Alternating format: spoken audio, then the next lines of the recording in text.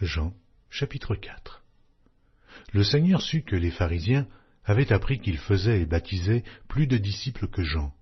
Toutefois, Jésus ne baptisait pas lui-même, mais c'étaient ses disciples.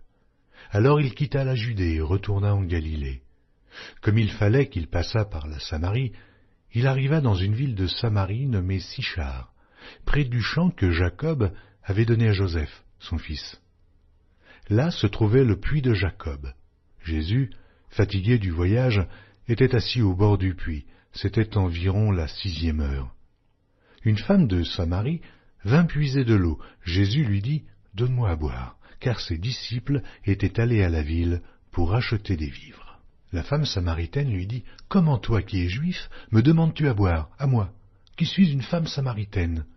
Les Juifs, en effet, n'ont pas de relation avec les Samaritains.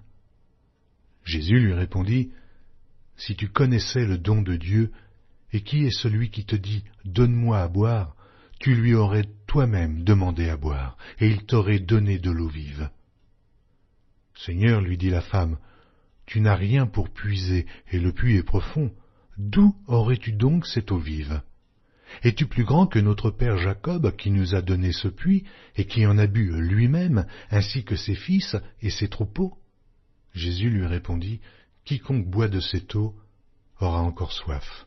Mais celui qui boira de l'eau que je lui donnerai n'aura jamais soif. Et l'eau que je lui donnerai deviendra en lui une source d'eau qui jaillira jusque dans la vie éternelle. » La femme lui dit, « Seigneur, donne-moi cette eau, afin que je n'aie plus soif, et que je ne vienne plus puiser ici. » « Va, lui dit Jésus, appelle ton mari, et viens ici. » La femme lui répondit, « Je n'ai point de mari. » Jésus lui dit, « Tu as eu raison de dire « Je n'ai point de mari », car tu as eu 5 maris, et celui que tu as maintenant n'est pas ton mari. En cela, tu as dit vrai. » « Seigneur, lui dit la femme, je vois que tu es prophète. Nos pères ont adoré sur cette montagne, et vous vous dites que le lieu où il faut adorer est à Jérusalem. Femme, lui dit Jésus, crois-moi, l'heure vient où ce ne sera ni sur cette montagne, ni à Jérusalem, que vous adorerez le Père. Vous adorez ce que vous ne connaissez pas. Nous adorons ce que nous connaissons, car le salut vient des Juifs. Mais l'heure vient, et elle est déjà venue, où les vrais adorateurs adoreront le Père en esprit et en vérité, car ce sont là les adorateurs que le Père demande. Dieu est esprit, et il faut que ceux qui l'adorent en esprit et en vérité. La femme lui dit, « Je sais que le Messie doit venir, celui qu'on appelle Christ. Quand il sera venu, il nous annoncera toutes choses. » Jésus lui dit, « Je le suis, moi qui te parle. » Là-dessus arrivèrent ses disciples qui furent étonnés de ce qu'il parlait avec une femme. Toutefois, aucun ne dit « Que demandes-tu » ou « De quoi parles-tu avec elle ?» Alors la femme, ayant laissé sa cruche, s'en alla dans la ville et dit aux gens, « Venez voir un homme qui m'a tout dit ce que j'ai fait. Ne serait-ce point le Christ ?» Ils sortirent de la ville et ils vinrent vers lui. Pendant ce temps, les disciples le pressaient de manger, disant, « Rabbi, mange !» Mais il leur dit, « J'ai à manger une nourriture que vous ne connaissez pas. » Les disciples se disaient donc les uns aux autres, « Quelqu'un lui aurait-il apporté à manger ?» Jésus leur dit, « Ma nourriture est de faire la volonté de celui qui m'a envoyé et d'accomplir son œuvre. Ne dites-vous pas qu'il y a encore 4 mois jusqu'à la moisson? Voici, je vous le dis, levez les yeux et regardez les champs qui déjà blanchissent pour la moisson. Celui qui moissonne reçoit un salaire et amasse des fruits pour la vie éternelle, afin que celui qui sème et celui qui moissonne se réjouissent ensemble. Car en ceci, ce qu'on dit est vrai.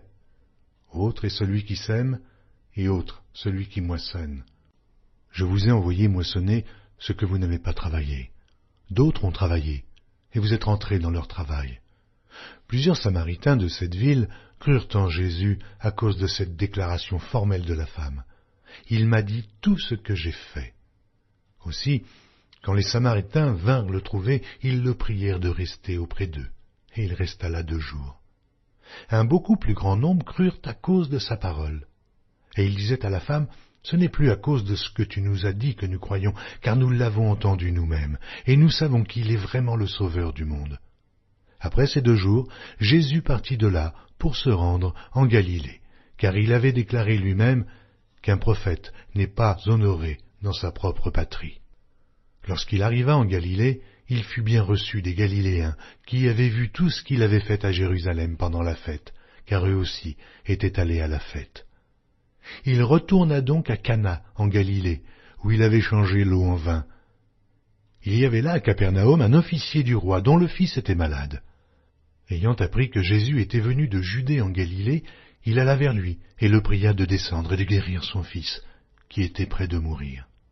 Jésus lui dit, « Si vous ne voyez des miracles et des prodiges, vous ne croyez point. » L'officier du roi lui dit, « Seigneur, descends avant que mon enfant meure. » « Va, lui dit Jésus, ton fils vit. » Et cet homme crut à la parole que Jésus lui avait dite, et il s'en alla. Comme déjà il descendait, ses serviteurs venant à sa rencontre lui apportèrent cette nouvelle, « Ton enfant vit. » Il leur demanda à quelle heure il s'était trouvé mieux, et ils lui dirent, « Hier, à la 7e heure, la fièvre l'a quitté. » Le père reconnut que c'était à cette heure-là que Jésus lui avait dit, « Ton fils vit. » Et il crut, lui et toute sa maison.